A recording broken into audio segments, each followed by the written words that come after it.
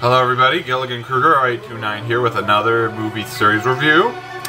This one is a bit shorter than my last two reviews for small purposes that it only has two movies and I have another series review the same week to work on.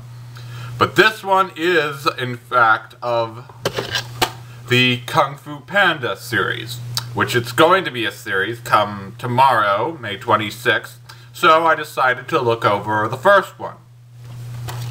This movie came out in 2008, which was a year of both good and animated movies. We got WALL-E, Bolt, Horton Hears a Who, and Madagascar 2. But I think, well, I know Kung Fu Panda is definitely one of the better of those ones.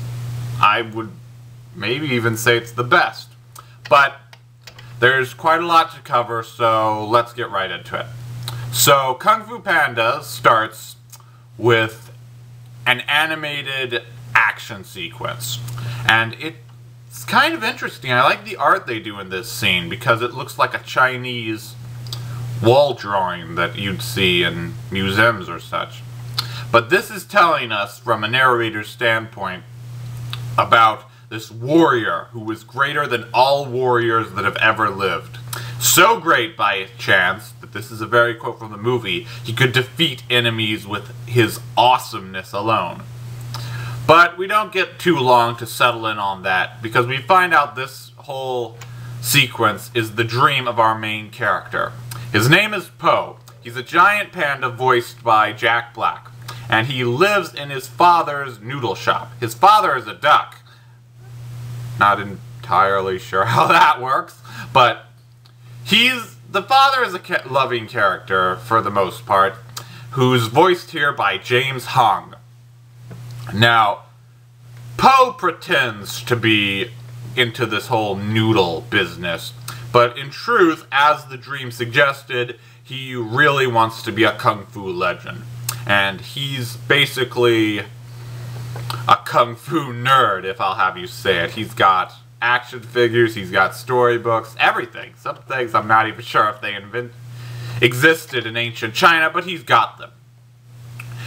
However, Po gets a chance that day because on that same day, there is a tournament on a mountain that's just right next to the noodle shop Po and his father work at. And the father decides Po should sell noodles to the bystanders there. And Po, however, views this as a chance to see the tournament. And he's hyped up about it, so he tries to get up there. After a series of hilarious mishaps, these are some of the funniest moments in the movie, I think, he does get up there and he gets a chance. Well, he tries to see it, but more mishaps ensues. The tournament is being run by a red panda named Shifu, who's voiced greatly by Dustin Hoffman. He's trying to impress his master, Oogway, a tortoise, voiced by Randall Duke Kim. Sorry, I can never remember his name. The tournament is starring around 5 creatures called the Furious Five that are supposed to represent the hidden styles of Kung Fu. We've got Tigress, voiced by Angelina Jolie, Mantis, voiced by Seth Rogen, Viper, voiced by Lucy Liu, Crane, voiced by David Cross, and Monkey, who, believe it or not, they actually got Jackie Chan to voice this. Pretty cool, right? I was thinking the same thing. So the tournament is finished and poor old Po doesn't even get to see it. But he manages to grab a box of firecrackers and send himself into the tournament. And when he lands there, to his and everybody else's surprise, Oogway pronounces him the Dragon Warrior. However, Shifu and the Furious Five do not like this and try desperately to convince Oogway that he's made a mistake. But Oogway won't buy it, and Po is living with them now. When the day starts, the rest of them are trying desperately to get rid of Po, but he is a very resilient character, and he takes everything they throw at him. But all the while this is happening, Shifu has sent a messenger to a prison camp.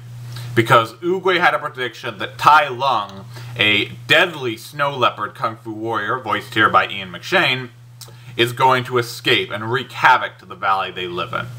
What follows is a very humorous, very entertaining rom-com that feels very much in the style of older kung fu movies, done beautifully in this new animal fantasy world. Now, watching this movie, I had the feeling that this was Karate Kid plus most any other kung fu movie, and I really, really liked that they did that. I felt that this movie knew exactly what it wanted to be at all times, and I highly praise the writers, I praise the directors for doing that.